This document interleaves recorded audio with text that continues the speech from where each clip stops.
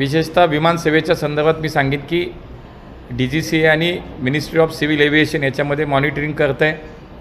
या एअरलाईन्सला सुद्धा सूचना दिलेल्या आहेत की आपण प्रवाशांना त्या संदर्भातली माहिती आता द्यायला पाहिजे. जी काही सिस्टीम आहे हे सॉफ्टवेअर आत्ता डाऊन झाल्यामुळे सगळ्या सिस्टीम ज्या आहेत त्याला अफेक्ट झालेला आहे. मायक्रोसॉफ्टच्या क्लाउड सर्व्हिसेस डाऊन झाल्यामुळे देशाचं नाही तर जगभरामध्ये एअरलाईन्स असेल, बँकिंग असेल, किंबहुना हॉस्पिटल्स असेल, या सगळ्याच जे काही सेवा मिळत आहेत त्याच्यामध्ये ऑपरेशन ब्रेक झालेलं दिसतं आहे.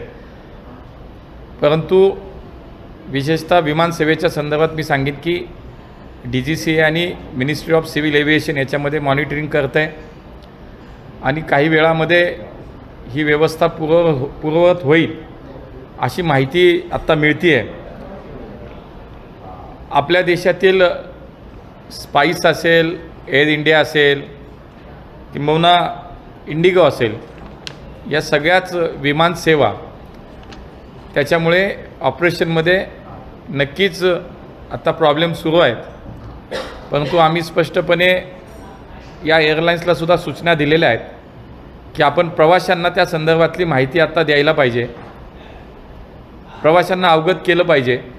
अशा पद्धतीची आत्ता सूचना सर्व एअरलाईन्सला दिलेल्या आहेत. आणि याच्यामध्ये ह्या सगळी जी काही सिस्टीम आहे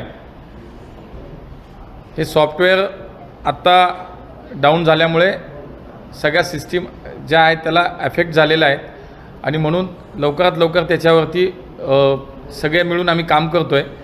जी काही माहिती येईल ती लवकर आपल्यापर्यंत पोचवली जाईल. किती परिणाम झालेला आहे, किती फ्लाईट्स आणि या सगळ्या संदर्भात काय नाही, याच्यामध्ये नवीन ज्या काही प्रवाशांना बुकिंग करायचं आहे त्याच्यामध्ये फार अडचण येते. परंतु ऑपरेशन्स आत्ता मॅन्युअली प्रत्येक ठिकाणी सुरू आहे. देशातल्या प्रत्येक विमानतळावरती मॅन्युअली आता काम सुरू आहे.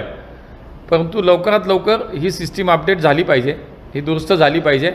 त्याच्यावरती मला असं वाटतं की DGCA आणि आमची मिनिस्ट्री याच्यावरती मॉनिटरिंग करते आहे. लवकरात लवकर ते होईल यासाठी प्रयत्न करतो आहे. या टेक्निकल ग्लिचची काही कारणं समोर आली आहेत काय? नाही, माहिती घेतो आहे आपण सगळी.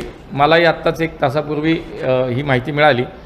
आम्ही माहिती घेतो आहे, परंतु तातडीनं त्याच्यावरती सगळेजण लक्ष ठेवून आहेत. मी म्हणाल तसं आम्ही मॉनिटरिंग करतो आहे.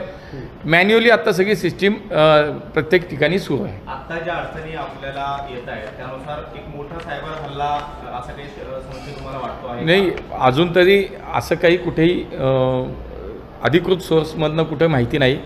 परंतु याच्यावरती मला असं वाटतं की केवळ भारतातच नाही, जगभरामध्ये हा प्रश्न निर्माण झाला आहे. त्यामुळे मला असं वाटतं की वरिष्ठ पातळीवर याची चर्चा निश्चित आहे. त्याच्यावरती प्रयत्न सगळे करतात. मायक्रोसॉफ्टशी आपले काही प्रतिनिधी संवाद साधणार आहेत किंवा त्यांच्याकडनं याबाबत? नाही, मी म्हणालो तसं आमची मिनिस्ट्री जी आहे, DGCA असेल किंवा मिनिस्ट्री ऑफ सिव्हिल एव्हिएशनचे वरिष्ठ अधिकारी असतील, आमचे सेक्रेटरी असतील, DGCAचे चेअरमन असतील, त्यांची टीम याच्यावरती काम करते आहे.